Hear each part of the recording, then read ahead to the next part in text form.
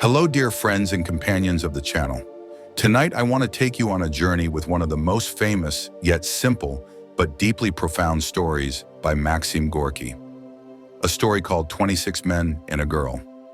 Maxim Gorky, a Russian writer, knew well how to portray the lives of ordinary people, workers, the poor, and the forgotten of society with a human and realistic perspective.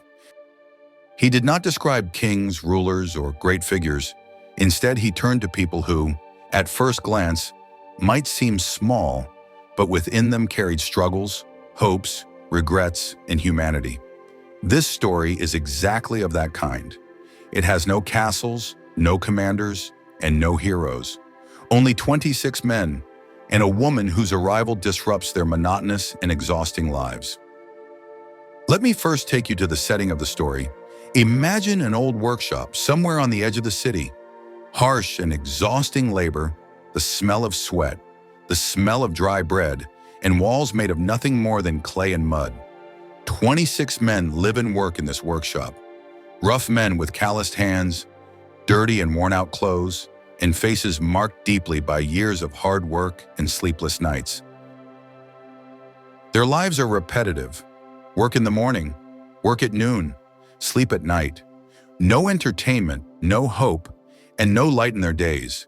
The only thing they have is each other. These 26 men, despite their small and large differences, have built a closed world of their own. But everything changes the moment she enters.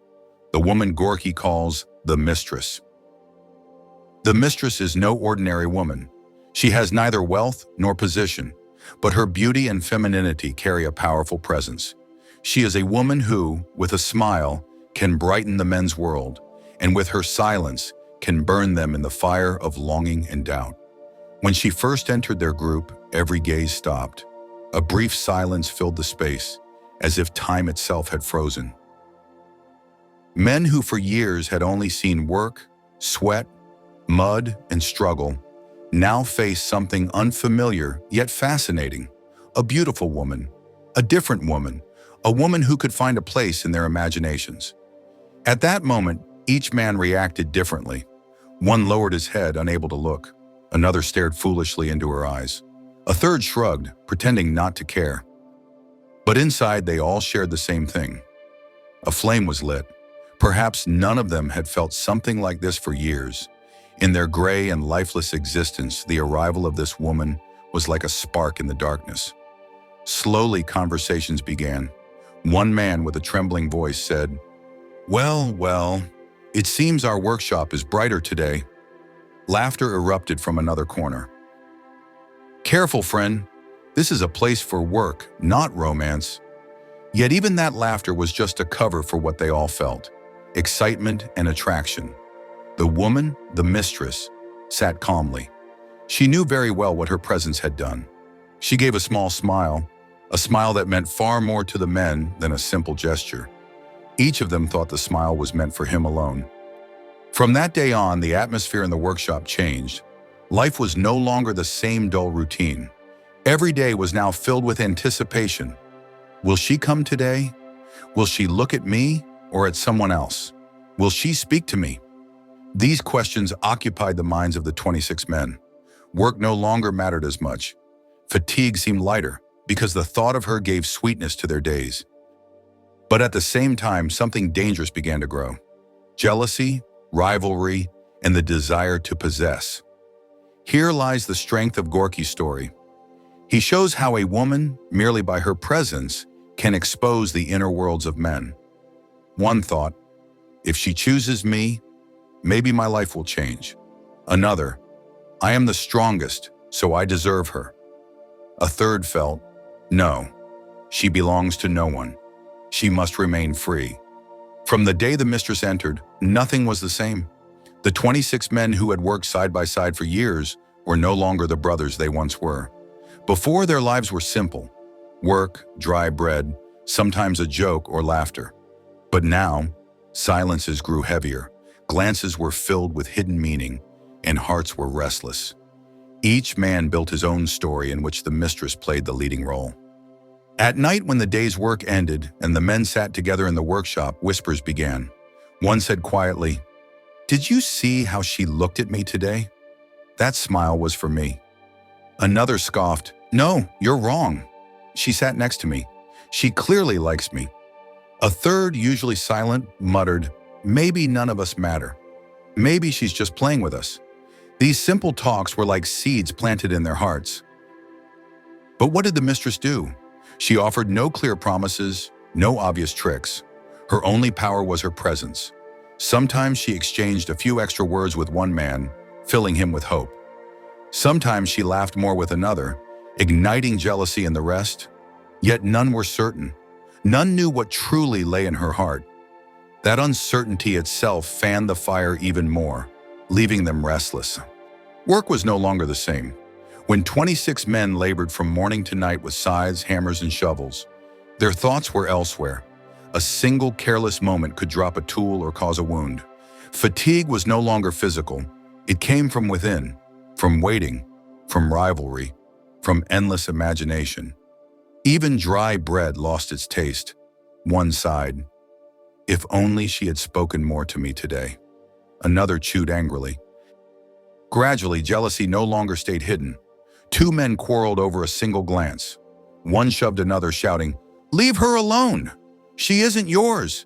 The other snapped, and she's not yours either. She's free to do as she pleases. The others stood between laughter and silence, some trying to calm them, though the same jealous fire secretly burned within their own hearts, waiting for its chance to flare. In the neighborhood, everything seemed calm. Yet inside the men, a storm was raging. Each wanted to prove he was better than the others. One brought an expensive gift, another recited poetry, while a third promised a bright future. But none of them were willing to step aside. Not a single day passed without arguments. In the narrow, dark alleys, jealousy whispered like a hidden flame, and the woman, the beautiful mistress, fueled it all with her mysterious gaze and secret smile, as if she were fanning the fire. She knew well that every one of the men was trapped in her spell. But slowly, things began to change. Gifts were no longer enough. Smiles no longer answered their desires. One by one, the men began to turn to violence as a way to claim her. One night, two of them clashed in a tavern. The sound of breaking glasses, shouts and curses, and blood spilled across the wooden table filled the air. The others separated them, but the wound in their hearts never healed. From then on, glances grew sharper, footsteps heavier. Each man whispered to himself, I must push the others aside. This woman belongs to me alone.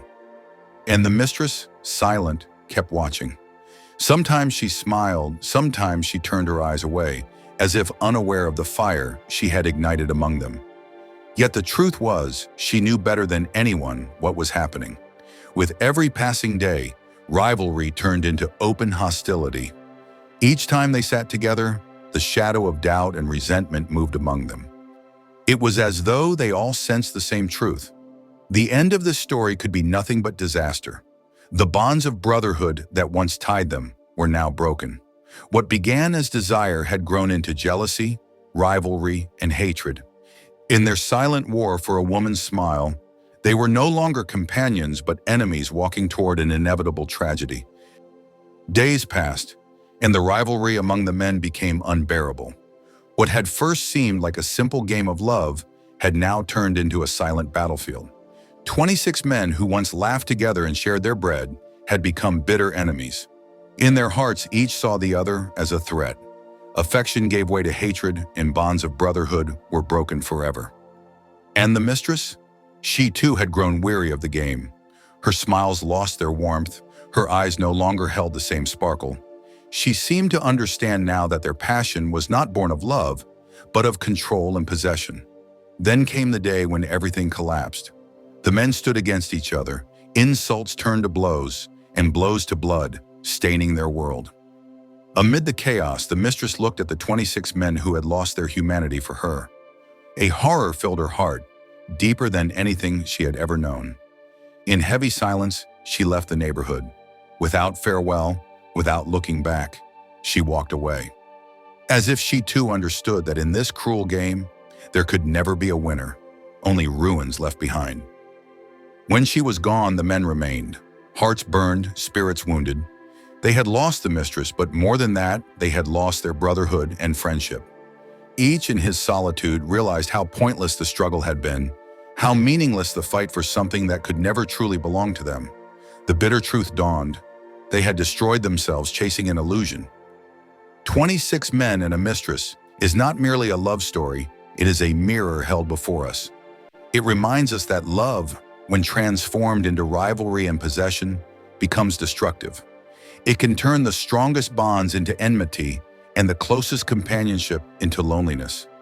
In chasing what seems like happiness, we risk losing everything: our peace, our friendships, and even ourselves. Thanks for watching. If you enjoyed this video, don't forget to hit that like button, leave a comment to share your thoughts, and subscribe to the channel for more amazing content. Your support really means a lot.